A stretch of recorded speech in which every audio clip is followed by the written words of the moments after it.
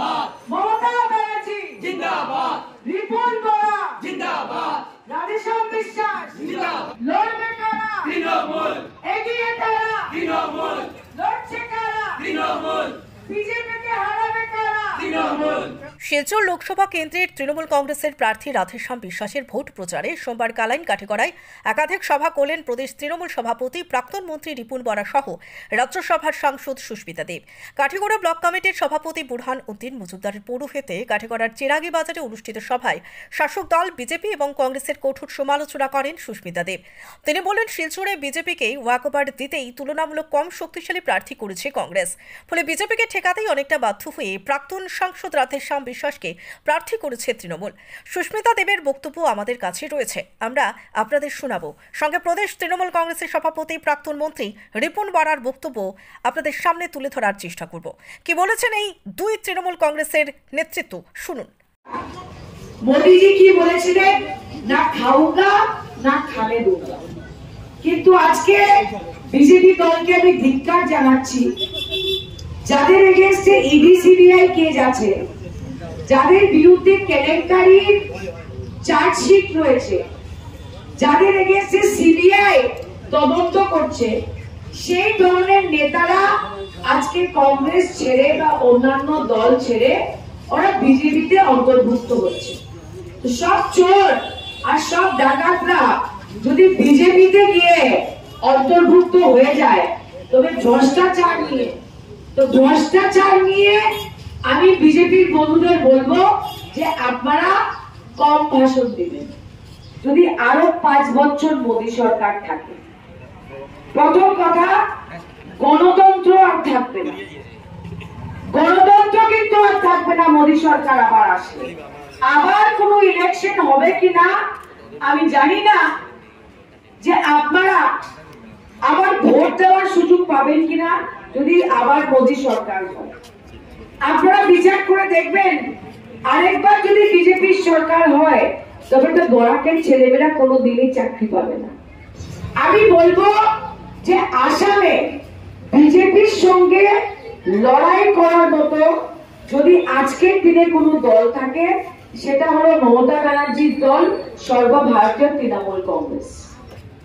আপনারা বিচার করে দেখবেন, যারা কংগ্রেসের ভোটে জিতে আসে, ওরা জিতার পরে ভারতীয় জনতা পার্টিতে চলে যায়। আজকে কমলাক্ষতে পুরকাইস্ত কংগ্রেসের ভোটে জিতে আসলো আর জিতার পরে বিজেপিতে চলে গেল। আজকে করিমগঞ্জের সিদ্দিক আহমেদ সাহেব কংগ্রেসের ভোটে জিতে আসলো এবং জিতার পরে বিজেপিতে চলে গেল। এরকম করে আমি 10টা কংগ্রেসের এমএলএ নাম নিতে পারবো, যারা কংগ্রেসের ভোটে জিতে এসে ভারতীয় জনতা পার্টিতে ঢুকে যাচ্ছে। তো কংগ্রেসে ভোট দিয়ে আপনারা ভালো করে বিচার করবেন যে ওরা জিতা বা হারার পরে বিজেপিতে যাবে কিনা। কিন্তু আমরা যারা তৃণমূল কংগ্রেস করি, আপনারা বিচার করে দেখবেন যে পশ্চিমবঙ্গের মুখ্যমন্ত্রীকে ইডি দিয়ে ভয় দেখানো হচ্ছে, তৃণমূল কংগ্রেসের অভিষেক বন্দ্যোপাধ্যায়কে সিবিআই দিয়ে ভয় দেখানো হচ্ছে। কিন্তু আমাদের নেত্রী মমতা ব্যানার্জি, আমাদের নেতা অভিষেক বন্দ্যোপাধ্যায় এই ইডি আর সিবিআই এর সামনে মাথা নত করেনি। কেন করেনি? কারণ মোদী আর অমিত শাহ যাকে হারাবার, যাকে গণতান্ত্রিক ভাবে হারাবার যখন সাহস পায় না বা সম্ভব হয় না, তখন ইডি সিবিআই কে ওদেরকে ভয় দেখিয়ে ওদেরকে পরাজয় করার চেষ্টা করে। কেন আমি আপনাদের বুঝিয়ে বলি। আগে তো আমি ভাবছিলাম করিমগঞ্জে আমরা ক্যান্ডিডেট দিব, কিন্তু যখন আমি কংগ্রেসের ক্যান্ডিডেটের নাম শুনলাম, আমি বুঝে নিয়েছি যে কংগ্রেস বিজেপিকে পাস দিতে চায় শিলচরে। তাই বলে আমি রাধেশ্যাম বাবুকে রাজি করেছি আমার নেত্রী মমতা বন্দ্যোপাধ্যায়ের নির্দেশে, যে যদি আমরা শিলচর কেন্দ্রতে প্রতিদ্বন্দ্বিতা না করি, তার মানে বিজেপিকে পাস দেওয়া। আজকে মানুষ ভোট দিবে তো কাকে দিবে? কংগ্রেসের প্রার্থী কে আপনারা জানেন?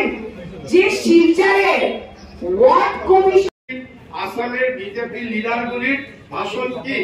তারা বলছে যে এটা গণতন্ত্র দেশ, সব লোকের সমান অধিকার, কিন্তু তারা কি বলছে যে আমাকে মুসলমানের ভোট লাগবে না, আমাকে দাড়ি টুপি লুঙ্গি পিন্ধা মানুষের ভোট লাগবে না। আমি যদি আসামে যদি আমি বরপেটা যাই, আমি যদি গোয়ালপাড়া যাই, আমি ধুবুরি যাই, এটা পাকিস্তান লাগে।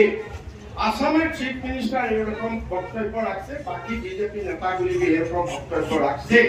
আসামের চিফ মিনিস্টার দায়িত্ব হয়েছে সব জনগণকে সমান অধিকার দিয়া, সব জনগণকে নিরাপত্তা দিয়া, কে তাকে ভোট দিয়েছে কে ভোট না দিয়েছে সেটা কথা নয়। কিন্তু চিফ মিনিস্টার কি বলছে যে আমি গুয়াহাটি থেকে 1 বছরের মধ্যে আমি মেয়াদ ফিনিশ করে দেবে এরকম বক্তব্য রাখছে। আপনার কথা